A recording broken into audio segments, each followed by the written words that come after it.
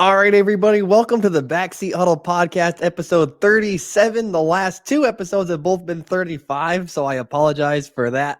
I said 35 twice. So today, I just got a couple things. It's the offseason. Going to talk about the Cowboys a little bit. Also going to talk about the upcoming NFL draft. And I'm also going to give you a short list of players who are retired that I would like to see playing in the NFL today. So let's go ahead and get into it.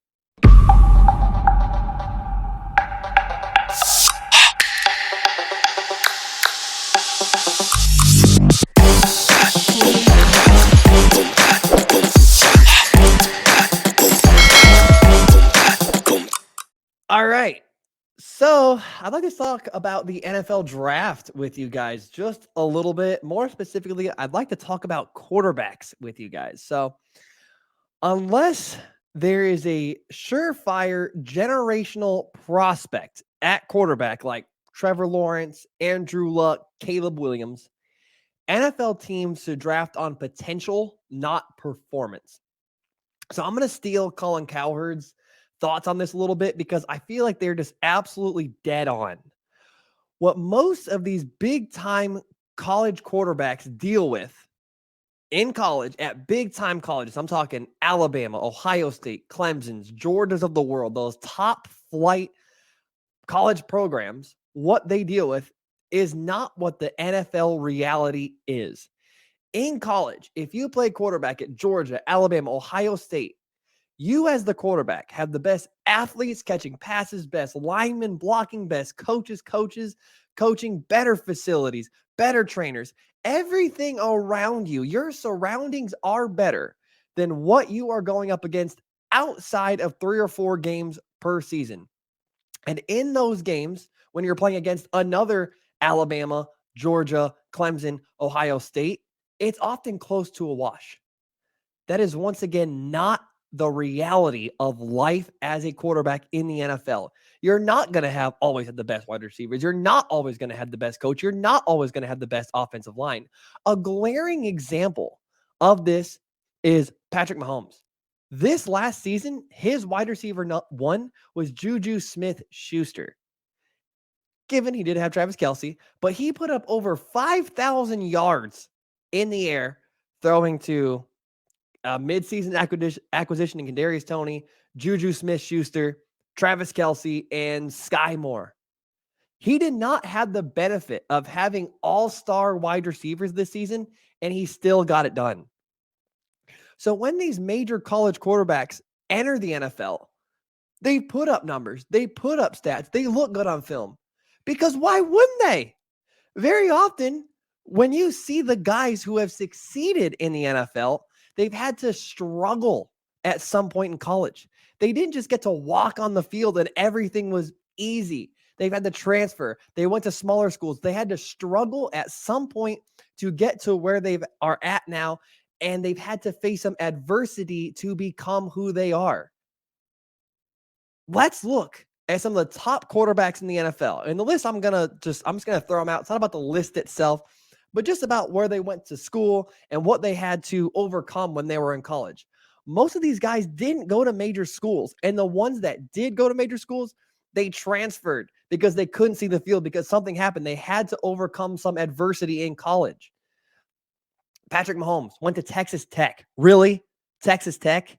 Joe Burrow went to Ohio State and LSU. Okay, so he did go to 2 major schools, but he couldn't even find his way onto the field at Ohio State, so he had to transfer. Then he went through some adversity still. He suffered a really mediocre first season at LSU, and then had the greatest college season a quarterback has ever had. Okay, so he did still face a little bit of adversity, but he was really being drafted based on the potential of what coaches saw in that one season. Okay, Jalen Hurts went to Alabama and Oklahoma. Once again, 2 major schools. But this dude got benched in the national championship game and had to watch his backup win it and basically lost his job the subsequent season. So he transferred.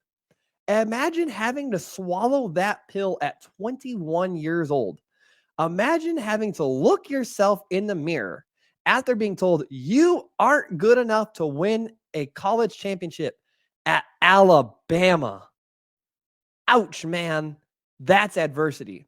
Josh Allen went to Wyoming. Speaks for itself. Justin Herbert played at Oregon. Now, Oregon's a good school, okay? But do they have the best athletes? Do they have the best coaches? Do they have the best offensive line? No. Oregon isn't in the same breath as Alabama, Georgia, Ohio State, even though they seem to beat them every single year. Trevor Lawrence, you got me there. Okay. Trevor Lawrence went to Clemson, but he's like the lone exception. He was the number one player out of high school, number one player in college, and he's proving to be a shooting star in the NFL as well. Lamar Jackson, Louisville. I mean, dude, did this dude play with a single other NFL player or starter in college? Adversity. It wasn't perfect for him. To back this up just a little bit further, let's double down and look at the previous generation of quarterbacks as well. Real quick, Tom Brady went to Michigan, couldn't even start in college, ended up a 6th round pick. Adversity. Drew Brees went to Purdue, not a college football powerhouse, also a 2nd round pick. Big Ben went to Miami of Ohio. Who? Aaron Rodgers went to Cal. Once again, not a college powerhouse. Peyton Manning, he went to Tennessee. He's the Trevor Lawrence of this group. He's the lone standout. He went to Tennessee when they were a college powerhouse. He was a number one quarterback in high school, number one quarterback in college, and then came out, and obviously he became Peyton Manning. He's a Hall of Fame player. You kind of get where I'm going with this. The all-time greats, the guys who are great, have had to go through something. Let's look at the guys who went to the powerhouse schools and are playing right now. Justin Fields went to Ohio State. Okay, look, they would have traded. There was talk about the Bears trading him and picking a different quarterback with number 1. If Caleb Williams was in this draft right now, they would have traded him. He would not be a Chicago Bear right now. He's a great athlete, but is he a great quarterback? We're going to see this season. And as much as I really like Justin Fields, I want to see Justin Fields succeed. They lost 10 straight games, and they did end up with the number 1 pick. He's still a question mark. Mac Jones went to Alabama. Good, not great. Took a little bit of a lump this past season. I don't put a ton of blame on him. He had to deal with Matt Patricia, a defensive coordinator, calling plays. But he also deals with not having great offensive weaponry around him. But coming out of college, we all know he was limited. He wasn't a great prospect, and he's arguably the 10th best quarterback in his conference, let alone the NFL. Tua Tagovailoa went to Alabama. Tua looked pretty good this season, okay? But before this season, before he got hurt, he looked like a bust. Let's call it how it is. He looked like a bust. He didn't face any adversity in college. He dealt with injuries in college, and he's dealt with injuries in pros. But at one point, he looked like a bust. We'll have to see what it is this season. Kyler Murray, okay? Kyler Murray went to Oklahoma. He has individually looked really good at times, but he doesn't win enough. He's often injured, and he deals with maturity issues. He did face a little bit of adversity in college, where the transfer from Texas Tech to Oklahoma. But what do we actually think of Kyler Murray? I mean, it's a mixed bag, I guess. Deshaun Watson is another one. I mean, he looked to be one of those exceptions before this season, where he looked really, really, really good. And last season, he looked really, really, really bad. So what I'm getting at is all of the great quarterbacks in the NFL right now face some adversity. What adversity did Bryce Young face? What adversity did CJ Stroud face? They stepped in at great programs, replaced great quarterbacks at great schools with great players, with great coaches, with great offensive linemen, with great receivers. If you're picking early in the draft, it almost doesn't make sense to pick a quarterback from a big school for the reasons I talked about, unless they've had the transfer or unless they've gone through some adversity. The great quarterbacks in the NFL right now that played at big time schools had the transfer for one reason or the other. The rest were second tier schools or worse. They had to fight through some form of adversity. They had to overcome something in their college days that I guess that helped mold them for the NFL. If you're a quarterback needy team, take the guy with the potential over the proven guy at the college level. This is not me saying that Anthony Richardson and Will Levis are going to be all-time great players. But this is me saying that if you are going to draft a player that high, draft a player with all the potential in the world, not that you've seen get it done, because there's a reason that you have seen them get it done. It's because they've got the better players, the better coaches, the better line, the better offensive personnel, the better trainers, the better training staff, the better facilities. They should look better. That's my opinion. Maybe it's dumb. I'm sure to hear all about it. Moving on. The Dallas Cowboys have had one of the sneakier good.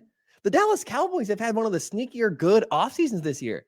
They've made 3 major moves. They've completely changed my opinion of what they're capable of going into next season. Next season, I had them personally. I really thought they'd take a fairly large step back. I thought they're going to have a down year, and they very could potentially have a step back season next season. It really just depends on what offensive coordinator Broughton Schottenheimer is capable of. But the Dallas Cowboys have addressed 3 major issues this offseason, and I'm pretty impressed with all of them. Number one, they cut Ezekiel Elliot and they moved Tony Pollard into the starting role at running back. So this move hurts because of who Zeke used to be, but he had to go. It pains me to say it, but Ezekiel Elliott just isn't the player he used to be. And all the things he didn't and doesn't have, backup Tony Pollard does have those things. Tony Pollard is just so clearly the better player. The dude is just explosive, absolutely jumps off the screen every time you watch him. Among running backs with 1,000 yards, Tony Pollard had the 2nd highest yards per carry. I didn't watch a ton of Dallas games last season, but when I did, it was Tony Pollard jumping off the screen. Getting him more touches should improve the Dallas offense, and getting Zeke's contract off the books is obviously beneficial for long-term cap space. It sucks because of what Zeke was, but he's had to go. Number 2, the Cowboys traded for a slightly past his prime Stephon Gilmore. And I say slightly because he was still PFF's number 9 corner last season. It goes without saying that Trevon Diggs is Trevon Diggs, and obviously his high risk, high reward style paired up with one of the better lockdown corners in the NFL. This just looks and sounds like a good cornerback pairing. This move makes even more sense when you consider that the Cowboys are in a division with the Eagles. We have 2 rock star wideouts in AJ Brown and Devontae Smith. And it makes even more sense when you consider that Dallas just had a fairly weak secondary last season. And then the NFL is a weapons league. It just makes sense. The entire move was just shrewd. They didn't give up a lot to get him, and it was just securing an area of weakness for the Cowboys. And number 3, they traded for wide receiver Brandin Cooks. So this move also makes a ton of sense for them. One of my complaints for the Dallas Cowboys last season was they just didn't have enough wide receiver weapons. It felt like it was CeeDee Lamb and nobody else at wideout. What I question with this Brandin Cooks deal is that obviously Brandin Cooks is a deep threat, and I personally don't think of Dak Prescott as kind of a deep ball guy. Now, obviously, he's no longer the dink and Dak player that he was early in his career, but I also don't think of Dak Prescott as a guy to just let it rip either. So I'm not sure what the fit is, but the hope is obviously that Brandin Cooks will inject some of that deep ball type of offense into their scheme. So we'll hope. I'm hopeful that it will work out.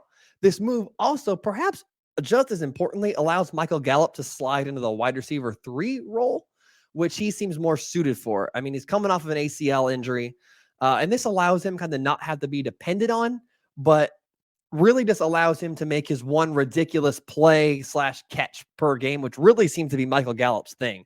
The dude disappears all game, does something incredible, and then just goes back to disappearing. So it was a sneaky good offseason for Dallas. Just a couple moves, couple impact moves. I still think now, I thought that they were going to be kind of a step back candidate. I still think they're just a mid-tier playoff team, but they definitely shored up some of their weaknesses.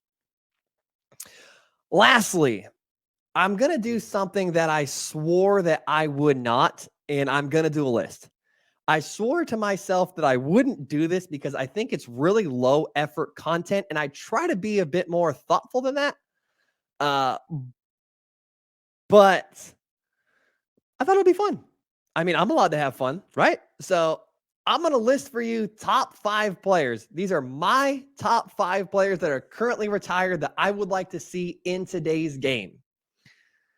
Number 5 is Randy Moss. Now, Randy Moss didn't retire too long ago, but I mean, this dude today would be incredible. All the rules lean offense right now. And Moss, when he was still playing, the NFL was still somewhat of a run the ball, play defense type of league. That type of play style was still legitimate. Obviously, toward the end of his career, he did start to play in a more current iteration style of the NFL. But defenses were still extremely prevalent in a lot of NFL teams. Like, just for example, when he was at his best in 2007 with Tom Brady and the Patriots, there were still the likes of the Ray Lewis-led Ravens, Troy Polamalu-led Steelers, and Tom and Randy were torching them 15 years ago. So what would he be able to do in today's game? Like, how would you stop him? You couldn't do it then. And with today's rules, it'd be even more impossible now. Randy just seems like he'd be just such an awesome fit in today's game. Big, tall, strong. It'd just be cool, man. Love to see Randy in today. Number 4, this is a biased pick. This is a pick for me. Number 4 is Percy Harvin. So back when Percy Harvin came out of college, from Florida, I consider myself a little bit of a Gator fan. And let me tell you guys, at least those of you who aren't old like me, Percy was freaking electric. He was around right about the same time as Tavon Austin was, and Tavon Austin got all of the spotlight, but Percy Harvin was the better player, okay? He was the far superior player. Urban Meyer, who was his former head coach in college, has gone on record and said Percy Harvin was the best player that Urban Meyer ever coached. And Urban Meyer coached Tim Tebow, who is arguably the greatest college football player of all time, and also coached Ezekiel Elliot and those types of players at Ohio State. So that is huge praise coming from Urban Meyer. So what makes Percy Harvin so interesting is in this era of offense where players are constantly put in space, used to the best of their abilities, Percy was just capable of everything. He was a type of player. He was really kind of the precursor to what we're seeing with Deebo Samuel today. He could run the ball. He could catch the ball. He was an elite returner. He was elite after the catch. He was the type of player that could just make something happen if you just found a way to get the ball in his hands. With today's interesting, unique, creative offensive coaching, I think Percy Harvin would just have been an absolute blast to watch, especially if he ended up somewhere with a fun coach like Shanahan, Andy Reid, or Mike McDaniels. It's a personal pick for me. I just love Percy Harvin. He'd be my number 4. Number 3 is Michael Vick. Come on now. This list would not be complete if you didn't have Michael Vick on it. This one speaks for itself. What we've seen, Vick was just so unique. The only comp for him right now really is Lamar Jackson. What we've seen Lamar Jackson do in today's game, it's worth noting that Vick would very likely have been capable of very similar things. He was just such a unique player with such a unique play style. And he's just arguably one of the most exciting players of all time. And we're in an era where mobile quarterbacks are no longer the exception like it was when Vick was playing. They're the norm. And he was just so completely different from everything else at the time. And there was no real comp for him in his day. And there's really only one comp for him now, and that's Lamar Jackson. And Lamar Jackson's a former MVP. So that's really high praise. He was just different. He was super electric, super exciting. Obviously, you'd want to see Michael Vick in today's game. Number 2, Marshall Faulk. Now, Marshall Faulk was, I believe, the second player to have a 1,000-yard rushing and 1,000-yard receiving season.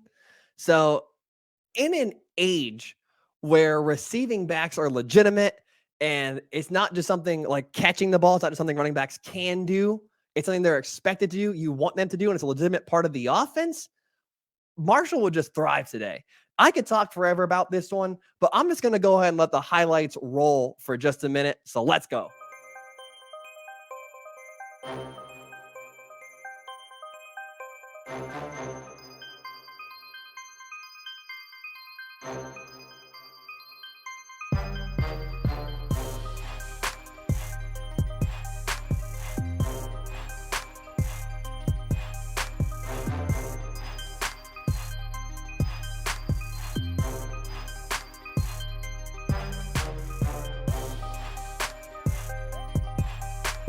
So one of Marshall Faulk's former coaches actually once said he thought Marshall Faulk could have played multiple positions in the NFL, and he could have been a Hall of Fame wide receiver The dude was just slippery as hell and would be a force in today's offenses, even if NFL teams aren't as running back centric as they used to be 20 years ago when he played. And the number one player that is retired that I wish that could play in today's game is Tom Brady. I'm totally kidding. It's actually Steve Young. My number one player I wish that's retired that I wish I could watch play today is Steve Young. Everybody wants to put Michael Vick in this spot because of how fast and explosive Michael Vick was. But Vick wasn't actually an all-time great player. He was an all-time exciting player and an all-time unique player, but he wasn't an all-time great player. Steve Young was. So Steve Young is currently in the Hall of Fame, and Michael Vick's not going to get in the Hall of Fame. Let me read you a little bit about Steve Young's accomplishment and why I think he'd be a perfect fit for today's game. Steve Young is a 3-time first-team All-Pro, 3-time second-team All-Pro, 7-time Pro Bowl, 4-time passing touchdowns leader, 6 times passer rating leader, 5-time NFL completions leader. He also ran a 4.55 40-yard dash. For comparison, Cam Newton ran a 4.56. He also holds the record for most rushing yards by a quarterback in a postseason career and most rushing touchdowns by a quarterback in the postseason with 8. So he can throw it and he can run it. I mean, the dude is perfect for today's NFL. I will admit to you, and if I could talk to him, which I probably never will, Steve would probably also admit to you that Michael Vick was a better runner than Steve was, but Steve could really move, man. He had some extremely impressive rushing highlights. And based on people I've talked to, he ran a little bit too much when he was a little bit younger. Then he really improved his passing. Obviously, as you can tell by the stats I listed before. Look, the reality is that the NFL is still a passing league. Mobility is just a part of it now. There's a reason why Patrick Mahomes is winning Super Bowls, for example, and Lamar Jackson isn't, which isn't meant to say that Lamar Jackson is not a good passer. It's just that Patrick Mahomes is the all-time gifted passer with some mobility. Lamar Jackson is the all-time mobility and is also a gifted passer. So Steve Young was an improvising quarterback before that was really a thing. I mean, I guess Fran Tarkenton, whatever, if you want to bring into it, but he was an improvising quarterback that was also an extremely polished passer. And it just feels like he fits in today's game. It feels like he's just so suited for what we're seeing in the NFL today. So that's it. That is my show. Thank you guys all for stopping by, listening, watching. Once again, feel free to like and subscribe. Take care, everybody.